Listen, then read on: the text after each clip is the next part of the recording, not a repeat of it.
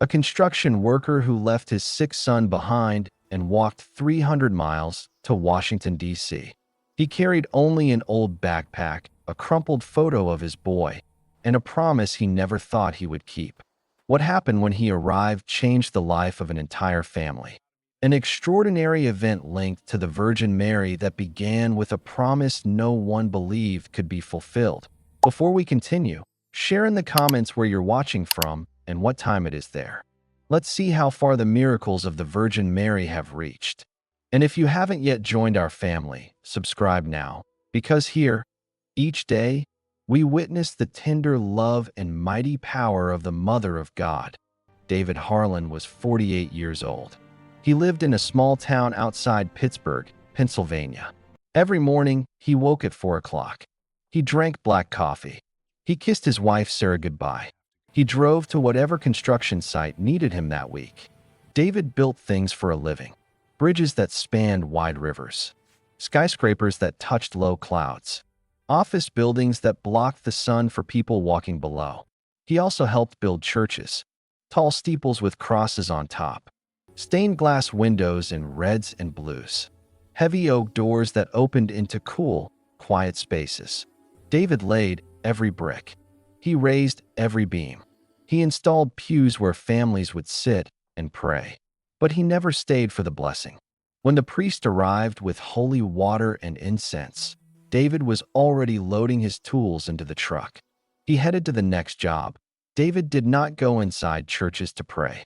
He said faith was for people who had time. He had no time. Bills arrived every month. The mortgage payment never waited. The electric company did not care if he was tired. So he worked. He worked long hours. He worked weekends when overtime paid double.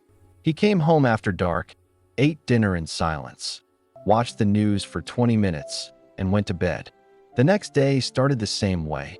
Sarah was different. She kept a rosary in the drawer beside their bed. She said quiet prayers before sleep. She did not push David to church. She knew he would push back. Their son Alex was 17. Alex was the opposite of his father. Where David stayed quiet, Alex talked to everyone. Where David doubted, Alex believed. He believed in God. He believed in people. He believed tomorrow would be better than today. Every Sunday, Alex asked the same question. Dad, come to Mass with me? David always answered the same way. I need rest. Next week. Next week never came. The routine held steady until one Saturday afternoon in early spring. Alex played basketball with friends at the local court. He felt dizzy. The world tilted. He sat on the bench, drank water, shook it off. He told himself it was nothing. Teenagers get tired. The dizziness came back the next week. This time in math class. The room spun. He laid his head on the desk. The teacher sent him to the nurse. Just low blood pressure, Alex said. I didn't eat breakfast. Sarah noticed first. Mothers notice. She watched her son move slower. She saw dark circles under his eyes. She heard him cough more often. One evening after dinner, she looked at David. We need to take him to a doctor. David shrugged. It's probably nothing. Kids get sick. Sarah did not argue. She made the appointment herself. The first doctor ordered blood tests. The second ordered scans. The third sent them to a specialist. Each visit took longer. Each waiting room felt colder. Finally, the call came. The specialist wanted the whole family in the office. All three together. David felt his stomach drop when the receptionist said those words. He knew what they meant that I in the office. The doctor spoke carefully. He used medical terms David did not understand. Abnormal cells. Elevated markers. Rare condition. Treatment possible, but long and very expensive. No guarantees. David stared at the folder on the desk. Sarah held Alex's hand so tightly her knuckles turned white. Alex looked at the floor. For once he said nothing. That night, David sat at the kitchen table with bills spread in front of him. He calculated. Savings. Overtime. Loans. The numbers did not add up. The treatment cost more than David had earned in 10 years. He sold the car. Sarah took the bus to her part-time job. He sold his good tools. He sold the watch his father gave him the day he started his first construction job. Still not enough. Insurance covered part. The rest fell on them. David worked more. Double shifts. Triple shifts when he could get them. He came home so tired, he fell asleep at the table with his boots still on. Alex got worse. Dizziness became headaches. Headaches became weakness. Weakness became days when he could not leave the couch. He stopped playing basketball. He stopped texting friends. He stopped going to school. He lay in the living room with eyes closed, breathing shallow. One night after Alex fell asleep, Sarah pulled David into their bedroom. She closed the door. "We need to talk." David sat on the edge of the bed. His body ached. "I know you don't believe in these things," Sarah began, "but I want to make a promise." David looked at her. "What promise?" "To the Virgin Mary. We walked to Washington, to the National Shrine, on foot, together." David stared. "Sarah, that's almost 300 miles. I know. That's impossible. We don't have time. We don't have money. Who stays with Alex?" Sarah looked down. "My sister can help. 2 weeks. Maybe 3. David stood up. He walked to the window. He looked at the dark street.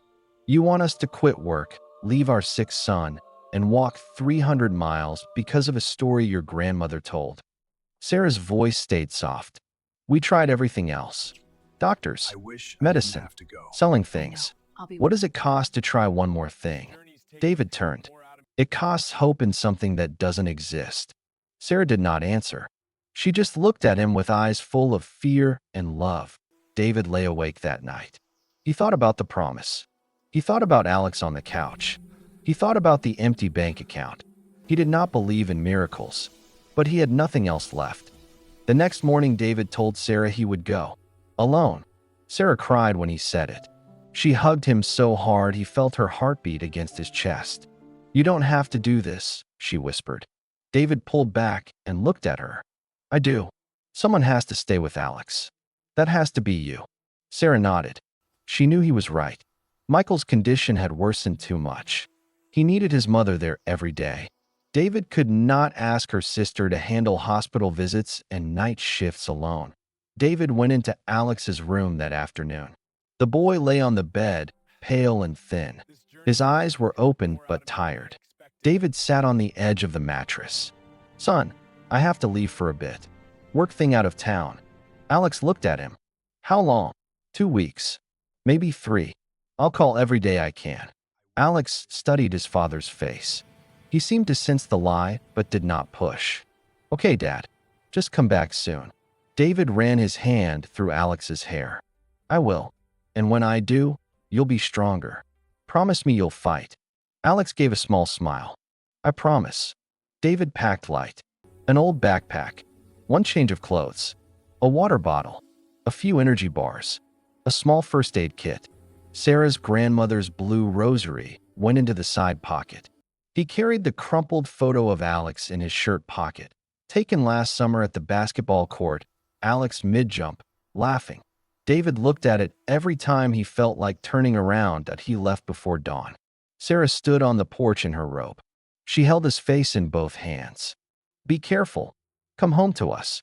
David kissed her forehead. "I will." He started walking. The first steps felt strange. No truck, no tools, just the road ahead and the weight on his shoulders. The first day was the easiest. The weather stayed cool. The highway shoulder had enough room to walk without traffic brushing too close. David covered 28 miles before dark. He found a small motel off the exit ramp. The clerk looked at him strangely. Dirty boots, backpack, but took the cash. David showered. He ate a sandwich from the vending machine. He called Sarah from the room phone. Signal on his cell was already weak. "Alex slept most of the day," she said. "He asked about you." David swallowed. "Tell him I'm okay. Tell him I love him." He hung up and lay on the thin mattress. Sleep came fast. Day 2 brought rain. Cold, steady rain that soaked through his jacket in an hour. His boots filled with water. Blisters formed on both heels. He kept walking. 25 miles. A farmer in a pickup slowed beside him. "Need a ride?" David shook his head. "I have to walk." The man looked confused but drove on. David felt the first real doubt. Why was he doing this? He did not believe. He never had. Yet he kept moving. By day 5, the blisters had broken. Blood mixed with sock lint. Every step burned. He taped his feet with the first aid tape. It helped a little. He ate the last energy bar. Water came from gas station bathrooms when he could find them. He slept in a roadside ditch one night when no motel appeared. The ground was hard. Bugs crawled over him. He thought about turning back, but the photo in his pocket stopped him. Alex's smile. He stood up at first light and kept going. On day 7, he reached a stretch of empty rural road. No towns, no cars for hours. His phone had no signal. He felt completely alone. That afternoon the smell came. Roses. Sweet. Strong. Impossible. David stopped. He looked around. Nothing but dry grass and cracked asphalt. No flowers. No gardens. The scent stayed for almost a minute. Then it faded. David stood still. His heart beat hard. He did not know what it meant. But he started walking again. Faster than before. Day 10 brought the first call with signal. 1 bar. He stopped under a tree. Sarah answered immediately. David, it's me. How is he? Silence. Then her voice broke. He got worse. Collapsed again yesterday. They're doing everything, but she could not finish. David leaned against the tree trunk. His legs shook. I'm about 125 miles out. I'll go faster. Don't hurt yourself, Sarah said. Alex needs you back whole. I'll be back, David told her. And he'll be okay. He said it because he had to. He did not know if it was true that he ended the call. He looked at the road ahead. Then he started running. Not a full sprint. A painful, limping jog. 30 miles that day. 32 the next. His body screamed. Knees swelled. Shoulders bled from the straps. But he did not stop. On day 12 he collapsed. A quiet secondary road. No cars. No houses. His legs simply gave out. He fell to his knees on the warm asphalt. He tried to stand. Nothing. Tears came fast. I can't, he said out loud. I tried, but I can't. He put his palms on the ground. The heat burned his skin.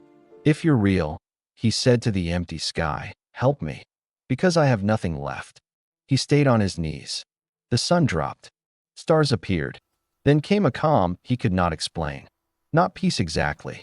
Something deeper. Something that said keep going. David stood up. He does not know how.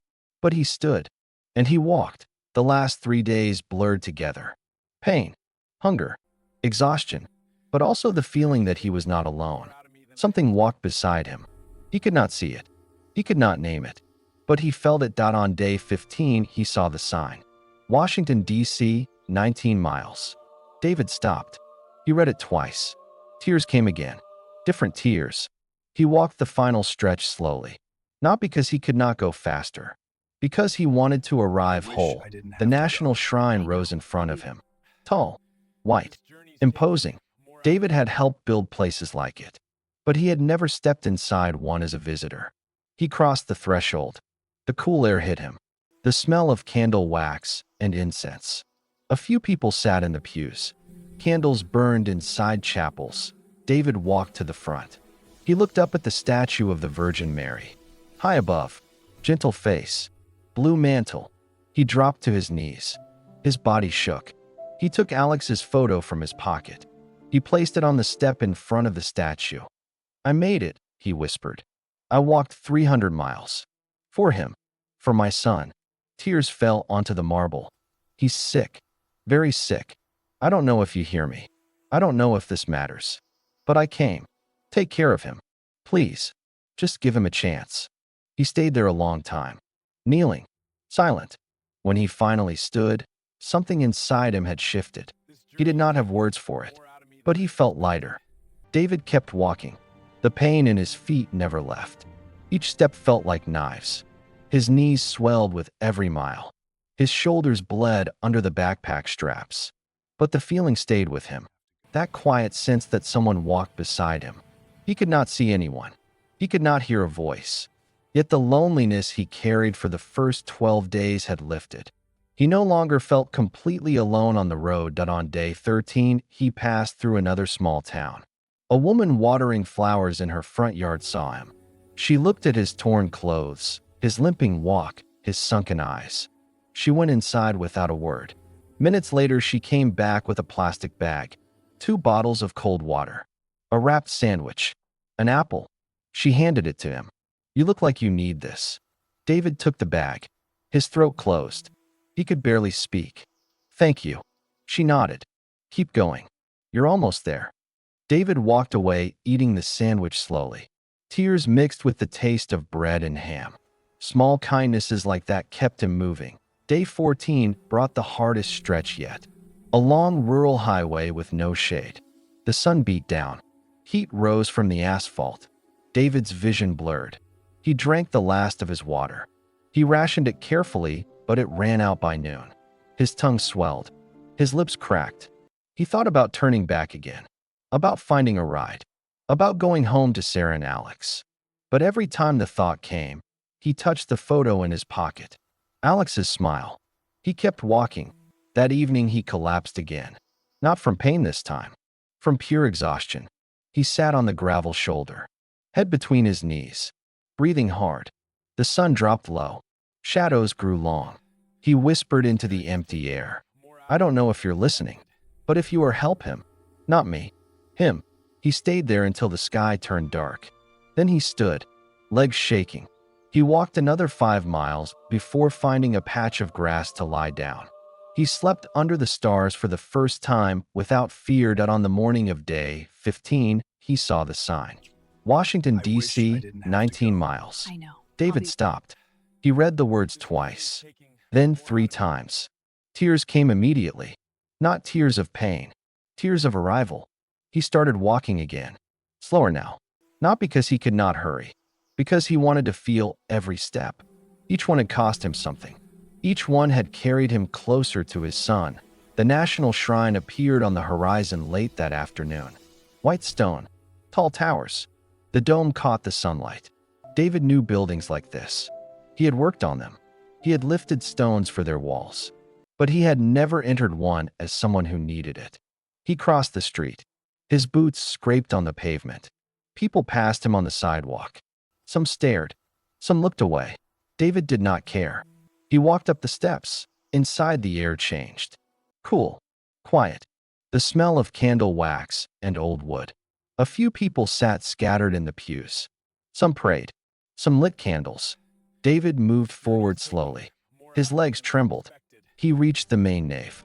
High above him stood the statue of the Virgin Mary. Blue mantle. Gentle face. Hands open. David looked up for a long moment. Then his knees buckled. He dropped to the floor. Not gracefully. Not quietly. He knelt hard.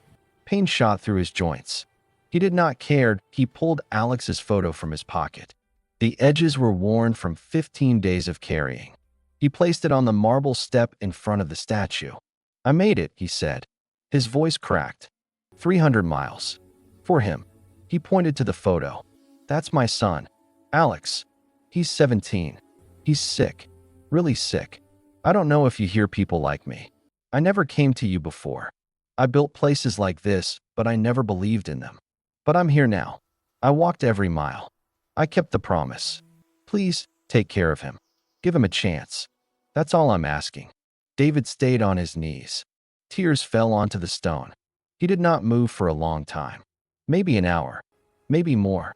When he finally stood, his body protested. Every muscle hurt. Every joint ached.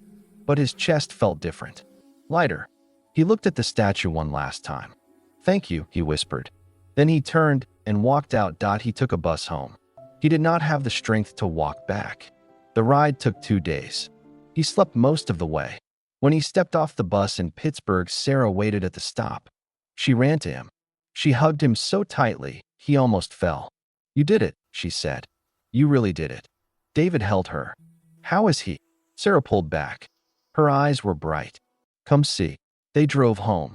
David's heart pounded the whole way. He walked into the house. Alex sat on the couch.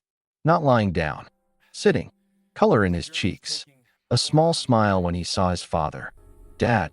David crossed the room in 3 steps. He knelt in front of his son. He took Alex's hands. "You're sitting up." Alex nodded. "I started feeling better 3 days ago. Just like that. The doctors don't understand it. They ran tests again. Everything's improving.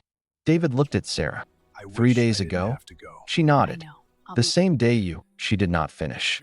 She did not need to. David felt the room tilt. 3 days ago, he had collapsed on the road. 3 days ago, he had prayed for the first time. 3 days ago, the smell of roses had come again. Stronger than ever, he sat beside his son. He held him. For the first time in months, he let himself cry openly. Not from fear, from relief, from something bigger than he could name. David took the bus home. The ride took 2 full days. He slept most of the way, head against the window, body too broken to stay awake. When the bus pulled into Pittsburgh, Sarah waited at the stop. She ran to him before he could step off. She hugged him so tightly, he almost lost his balance. "You did it," she whispered. "You really did it." David held her. His voice was rough from disuse. "How is he?" Sarah pulled back. Her eyes were bright, not with tears this time. "Come see." They drove home in silence. David's heart pounded the whole way. He walked through the front door. Alex sat on the couch, not lying flat, sitting up, color in his cheeks. A small, real smile when he saw his father. "Dad." David crossed the room in 3 steps. He knelt in front of his son. He took Alex's hands. They were warm, stronger than before. "You're sitting up." Alex nodded. "I started feeling better 3 days ago." Just like that. The doctors ran tests again. Everything's improving. They don't understand it. David looked at Sarah. 3 days ago? She nodded slowly. The same day she did not finish. She did not need to. David felt the room shift. 3 days ago, he had collapsed on the road. 3 days ago, he had prayed for the first time in his life. 3 days ago, the smell of roses had come again. Stronger than ever, he sat beside his son. He held him close. For the first time in months, he let himself cry openly. Not from fear, from relief, from something bigger than he could name. Alex hugged him back. "I missed you, Dad." David swallowed hard. "I missed you too, son." The weeks that followed were quiet and steady. Alex kept improving. The doctors ran more tests. They scratched their heads. They called it an atypical response to the treatment. They never said the word miracle. But David knew. Deep down he knew. 1 month later, Alex walked around the house without help. 2 months later, he ate full meals again. 3 months later, the doctors delivered the news. The treatment had worked. Alex was in remission. "We'll keep monitoring," the doctor said. "But for now, things look very good. Much better than we expected." David shook the doctor's hand. "Thank you." The doctor looked at him. "I did my job, but something beyond my job happened here. I can't explain it. Your son was very fortunate." David almost smiled. Fortunate. He did not correct the doctor. He just nodded. Life changed after that. David went back to construction. He still built things. But on Sundays, he woke up early for a different reason. He went to church with Sarah and Alex.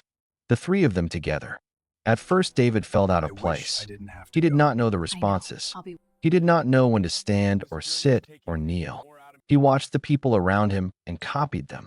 Little by little, he learned. When someone asked why he had changed, David told the story. The story of the 300 miles. "I don't know if it was a miracle," he always said. "I don't know if it was coincidence. I just know I was a man who believed in nothing. And now I believe there is something greater than us." Sarah kept her grandmother's blue rosary in a small wooden box. The same one David had carried in his pocket the whole way. Alex finished high school. He went to college. He started dating a young woman named Emily. Life moved forward the way life does. 6 years passed. Alex was 23, healthy, strong, working as a physical education teacher at the local high school. One autumn Sunday, David woke Alex early. "Get up. We're going on a trip." Alex rubbed his eyes. "Where?" "Washington." Alex sat up. "You're kidding. You want to walk again?" David laughed. "No, son. This time we're driving." They left the house on a clear morning. David drove. Alex sat in the passenger seat. They talked the whole way. About life. About the past. About the future. At one point, Alex asked, "Dad, do you really think it was something extraordinary back then?" David stayed quiet for a moment. "I don't know what it was. I know I was a lost man. I know I didn't believe in anything. I know I walked 300 miles without knowing if it would make a difference." He looked at his son. "And I know you're here now. Alive. Healthy. Talking to me." Alex nodded. "That I know too." They arrived at the National Shrine late in the afternoon. David parked the car. They got out. They stood in front of the building. "The last time I came here," David said, "I could barely stand. My feet were ruined. My body was broken." He looked at Alex. "But I went inside. I asked for you to be well." Alex put a hand on his father's shoulder. "And I was." They walked inside together. They moved to the front. They knelt before the statue of Mary. David did not struggle this time. Alex knelt beside him. They stayed in silence. No words were needed. Some things are too large for words. When they left, the sun was setting. The sky turned orange and pink. David stopped on the steps. He looked back one last time. "Thank you," he whispered. He did not know if anyone heard, but he felt that someone did. The years went by quietly after that second visit to the shrine. David kept working in construction. He still built bridges and tall buildings. He still laid bricks for churches when the jobs came. But the work no longer owned every hour of his life. Sundays belonged to his family now. He woke early with Sarah and Alex. They drove to the parish church together. They sat in the same pew every week. David learned the responses. He learned when to stand, when to kneel, when to say amen. At first he felt awkward. He watched the people around him and followed along. Over time it became natural. The words settled into him the way good concrete sets, slow, solid, permanent. Alex grew strong again. He finished college. He became a physical education teacher at the high school in the next town. He coached the basketball team. He married Emily in the same church where he had once begged his father to come on Sundays. David walked his son down the aisle the day of the wedding. When the priest asked, "Who gives this man?" David answered clearly, "His mother and I." Sarah cried. David felt his throat tighten. He had never imagined he would see this day. When people asked David why he changed, he told them the story. Not the short version, the full one. 300 miles. Blisters that bled through his socks. Nights sleeping on the ground. The smell of roses on an empty road. The moment he knelt in the middle of nowhere and asked for help for the first time. The way Alex began to improve the very day he prayed. David never said it was a miracle. He said, "I don't know what it was. I only know I was a man who believed in nothing. And now I believe there is something greater than us. Something that hears when we finally speak." Sarah kept her grandmother's blue rosary in the small wooden box on the dresser. David sometimes took it out. He held the beads in his rough hands. He remembered every mile they had traveled with him. He never prayed the full rosary. He still felt clumsy with the mysteries and decades. But he said one Hail Mary every night before sleep. Simple, quiet, enough. One spring evening, years later, David sat on the front porch with Alex. The sun had just set. The sky turned deep blue. Alex looked at his father. "Dad, do you ever think about going back again? To the shrine?" David stayed quiet for a moment. "Sometimes, but not to ask for anything this time." Alex smiled. "To say thank you?" David nodded. "Yeah, to say thank you." They drove back to Washington one more time. Not on foot, not in desperation, just the two of them, father and son. They arrived in the late afternoon. The shrine stood as it always had. Tall, white, steady. They walked inside. They knelt before the statue of Mary. David placed no photo this time, no request. He simply looked up at her face. He whispered, "Thank you." Alex whispered the same words beside him. They stayed there a long time. No hurry, no pain, just gratitude. When they left, the sun was low. The light came through the stained glass in soft colors. David stopped on the steps. He looked back at the doors. "I built places like this," he said to Alex. "But I never knew what they were for." "Not really." Alex put a hand on his father's shoulder. "You do now?" They drove home as the stars came out. David felt something he had not felt in his early years. Peace. Not the peace that comes from having everything. The peace that comes from knowing you are held. Even when you doubted. even when you walked alone, even when you thought no one was listening. This story is not only about a boy who got better. It is about a father who learned to believe. It is about 300 miles that became a path from doubt to trust, from fear to surrender, I from wish I building didn't have things to with go. hands I to know. building I'll be something deeper inside the heart. Journey's taking Sometimes me we where have you to wanna walk a long way to understand what was close all along. That we are never truly alone. That promises matter.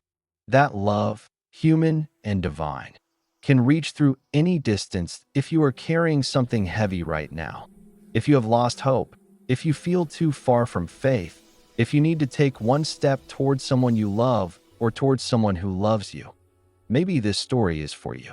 Maybe it is time to start walking, one step at a time. Before we finish, I want to invite you to join our prayer community for the Virgin Mary.